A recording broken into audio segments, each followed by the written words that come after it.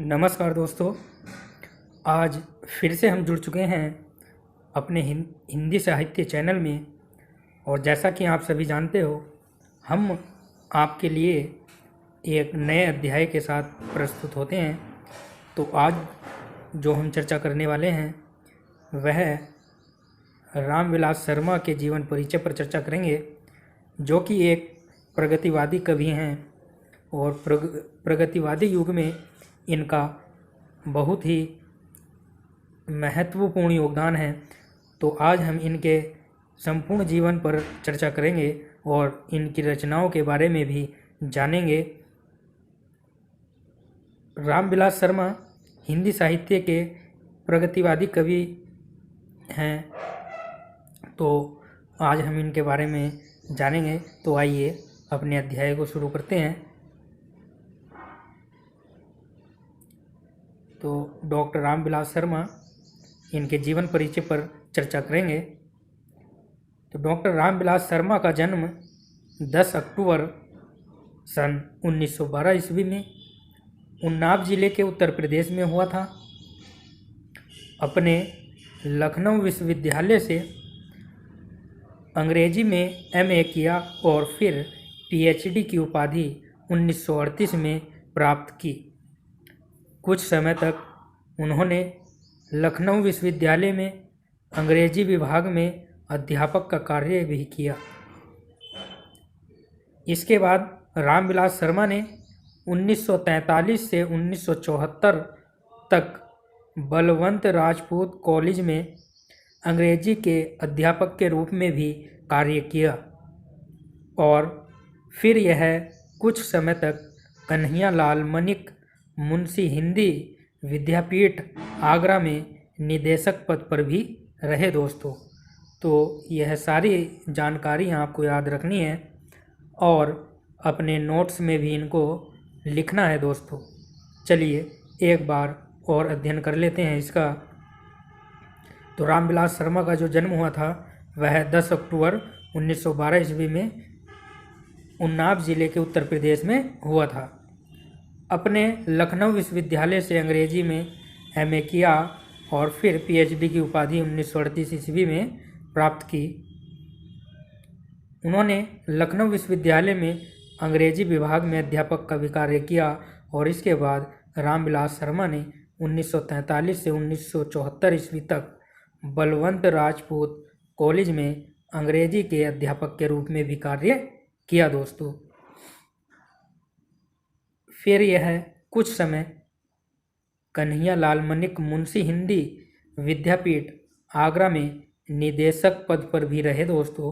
तो यह सारे बिंदु आपको याद रखने हैं, जैसे कि रामविलास शर्मा जी का जन्म 10 अक्टूबर 1912 ईस्वी में उन्नाव जिले के उत्तर प्रदेश में हुआ था।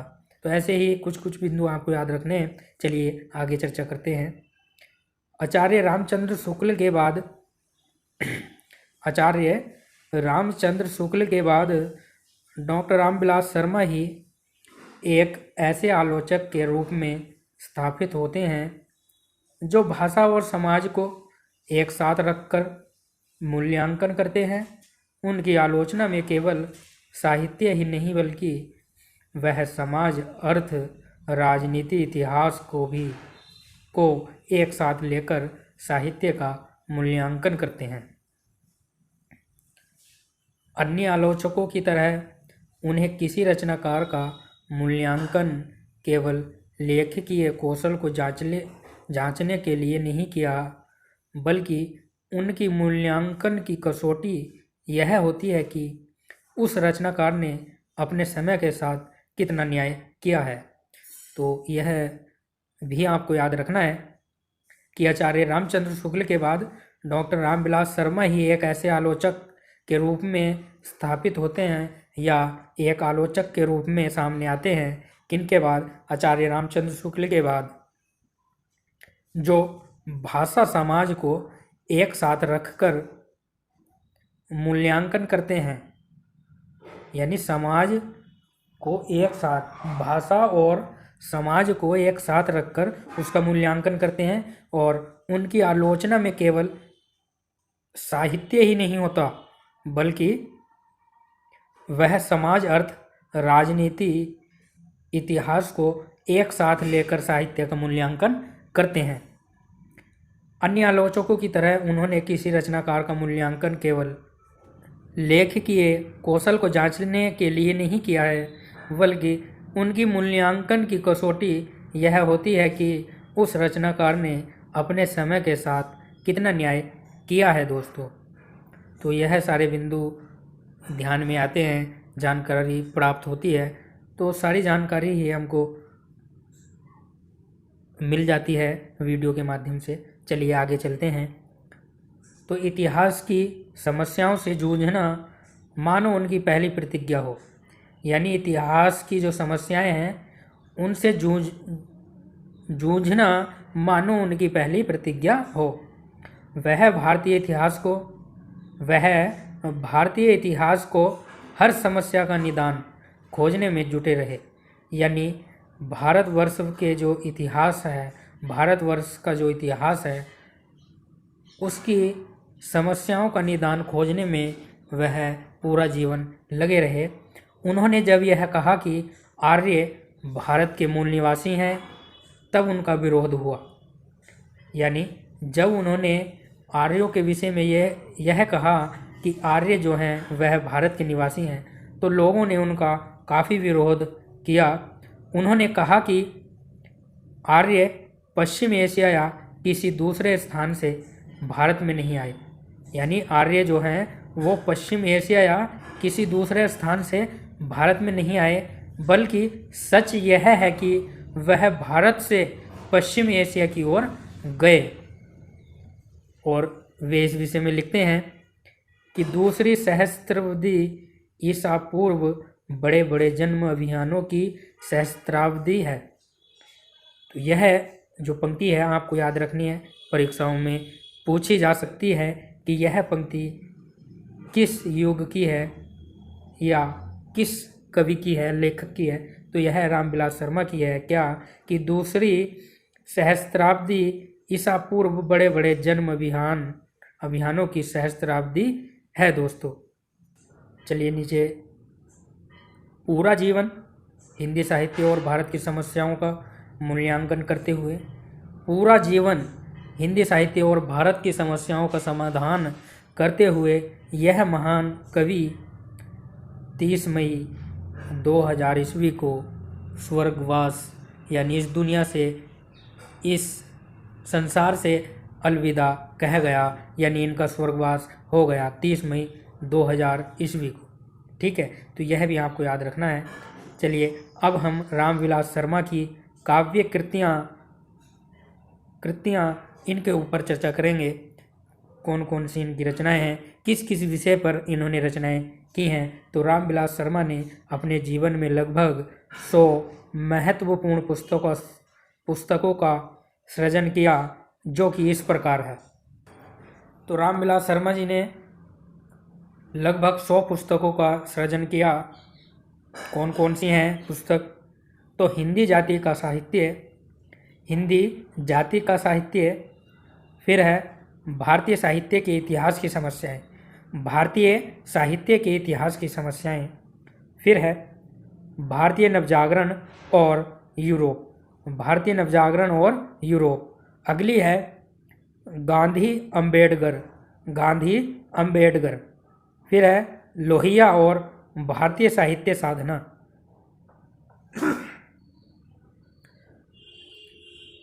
फिर अगली है महावीर प्रसाद द्विवेदी और हिंदी नवजागरण,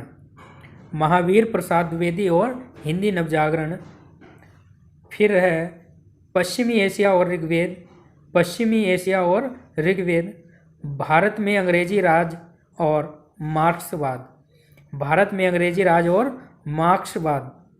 फिर है भारतीय साहित्य और हिंदी जाति के साहित्य की अवधारणा,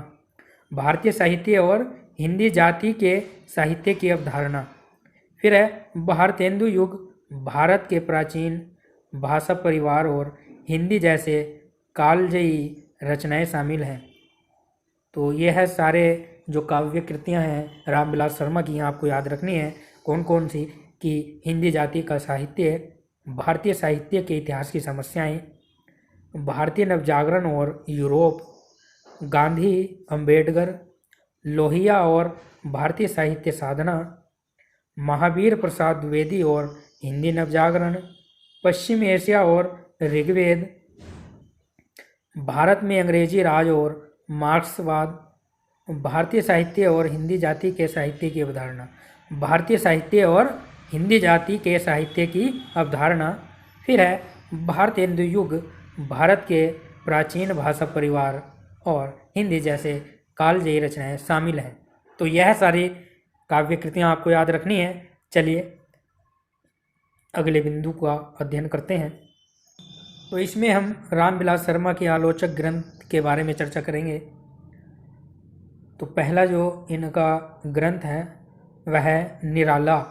तो निराला बहुत ही प्रसिद्ध ग्रंथ है इनका, जो कि 1946 ईस्वी में प्रकाशित हुआ, लिखा गया 1946 में निराला। फिर नंबर 2 है प्रेमचंद्र और उनका युग। प्रेमचंद्र और उनका युग 1953 ईस्वी। ये सारे ही महत्वपूर्ण ग्रंथ हैं, आपको याद रखने हैं। दूसरा कौन सा है? प्रेमचंद्र और उनका युग 1953 ईस्वी में। फिर है तीसरा भाषा साहित्य और संस्कृति। भाषा साहित्य और संस्कृति 1954 ईस्वी में। फिर नंबर 4 है भारतेंदु हरिश्चंद्र 1954 ईस्वी। भारतेंदु हरिश्चंद्र 1954 ईस्वी। 5वीं है प्रगति और परंपरा। प्रगति और परंपरा, और इसका कालखंड हमको हिंदी साहित्य में कम देखने को मिलता है। फिर नंबर 6 है भाषा और समाज 1961 ईस्वी में प्रकाशित हुई। कौन सी? भाषा और समाज 1961 ईस्वी। नंबर 7 है आस्था और सौंदर्य 1961 ईस्वी। ये भाषा और समाज, आस्था और सौंदर्य दोनों ही 1961 ईस्वी में लिखी गई। नंबर 8 है आचार्य रामचंद्र शुक्ल और हिंदी आलोचना। आचार्य रामचंद्र शुक्ल और हिंदी आलोचना। नंबर 9 है निराला की साहित्य साधना भाग 3, यानी 1, 2, 3 तीनों ही भाग इन्होंने लिखे, जो कि प्रथम जो भाग है 1969 ईस्वी में लिखा गया, और दूसरा 1972 में, और तीसरा 1976 में। तो यह भी आपको याद रख लेना है। बहुत ही महत्वपूर्ण ग्रंथ है निराला की साहित्य साधना, और तीनों ही भाग इन्होंने लिखे हैं। फिर है 10 महावीर प्रसाद द्विवेदी और हिंदी नवजागरण। महावीर प्रसाद द्विवेदी और हिंदी नवजागरण। और नंबर 11 है भारतीय साहित्य की भूमिका। नंबर 11 कौन सी है? भारतीय साहित्य की भूमिका। फिर नंबर 12 है परंपरा का मूल्यांकन। नंबर 12 परंपरा का मूल्यांकन। और नंबर 13 है नई कविता और अस्तित्ववाद। नंबर 13 है नई कविता और अस्तित्ववाद, जो कि 1978 ईस्वी में प्रकाशित हुआ। तो यह सारी रचनाएं आपको याद रखनी है। चलिए नीचे देखेंगे कि रूप तरंग और सदियों के सोए जाग उठे। रूप तरंग और सदियों के सोए जाग उठे आदि उनकी कविता संग्रह है। यानी रूप तरंग और जो सदियों के सोए जाग उठे, ये है दोनों कविताएं हैं, कविता संग्रह हैं। फिर आगे है 4 दिन उनके लिखे उपन्यासों, अपनी धरती अपने लोग और घर की बात, आत्मकथात्मक रचनाएं तथा आस्था और सौंदर्य और विराम चिन्ह उनके निबंधों के चुने हुए निबंध हैं। यानी जो 4 दिन उनके लिखे उपन्यासों, अपनी धरती अपने लोग और घर की बात, ये जो अपनी धरती अपने लोग और घर की बात आत्मकथात्मक रचनाएं हैं। ये दोनों ही आत्मकथात्मक रचनाएं हैं। फिर आस्था और सौंदर्य और विराम चिन्ह उनके निबंध हैं। उनके निबंधों में से भी चुने हुए निबंध हैं ये दोनों, आस्था और सौंदर्य, और दूसरा है विराम चिन्ह। ठीक है, आगे देखेंगे। अज्ञे द्वारा संपादित तार सप्तक 1943 ईस्वी के एक कवि के रूप में आपकी रचनाएं बहुत चर्चित हुई हैं दोस्तों। तो यह भी आपको याद रखना है। चलिए नीचे वाले को एक बार और अध्ययन कर लेते हैं कि रूप तरंग और सदियों के सोए उठे जाग उठे, यह कविता संग्रह है, और 4 दिन उनके लिखे उपन्यास हैं। ये जो 4 दिन है यह उपन्यास है, और अपनी धरती, अपने लोग और घर की बात, ये दोनों ही आत्मकथात्मक रचनाएं हैं। फिर है आस्था और सौंदर्य और विराम चिन्ह, ये दोनों उनके निबंध हैं दोस्तों। तो यह सारी जानकारी आपको याद रखनी है। तो चलिए अगले बिंदु की ओर चर्चा करते हैं, और इसमें हम रामविलास शर्मा जी के पुरस्कार एवं सम्मान पर चर्चा करेंगे कि रामविलास शर्मा को क्या क्या पुरस्कार से सम्मानित किया गया और क्या क्या इनको सम्मान मिला है। तो रामविलास शर्मा जी वर्ष 1986 ईस्वी से 1987 ईस्वी में हिंदी अकादमी के प्रथम सर्वोच्च सम्मान सलाका सम्मान से सम्मानित साहित्यकार हैं। यानी रामविलास शर्मा जी को 1986 या 87 ईस्वी में हिंदी अकादमी के प्रथम सर्वोच्च सम्मान सलाका सम्मान से सम्मानित किया गया था। इसके अतिरिक्त 1911 ईस्वी में इन्हें प्रथम व्यास सम्मान से भी सम्मानित किया गया दोस्तों। तो यह सारी बातें आपको याद रखनी है। 2 सम्मान से इनको सम्मानित किया गया। पहला है प्रथम सर्वोच्च सम्मान सलाका सम्मान से सम्मानित किया गया, जो कि 1986 या 87 में दिया गया था। फिर 1991 ईस्वी में इन्हें प्रथम व्यास सम्मान से भी सम्मानित किया गया। तो यह सारी जानकारी आपको याद रखनी है, अपने नोट्स में लिखना है। तो आज हम यहीं अपने अध्याय को विराम देते हैं और आपसे आशा करते हैं कि आपको हमारी वीडियो अच्छी लगी होगी। तो इसलिए आज हम यहीं पर अपने अध्याय को विराम देते हैं और आपके कुशल भविष्य की कामना करते हुए आप सबसे विदा लेते हैं, और आशा करते हैं कि आपको यह सारी जानकारी बहुत पसंद आई होगी, अच्छी लगी होगी और आपको समझ में भी आई होगी। तो इसलिए हमारे चैनल को सब्सक्राइब करें दोस्तों, और वीडियो को लाइक व शेयर करें दोस्तों। फिर मिलेंगे अगले अध्याय में। नमस्कार दोस्तों, धन्यवाद।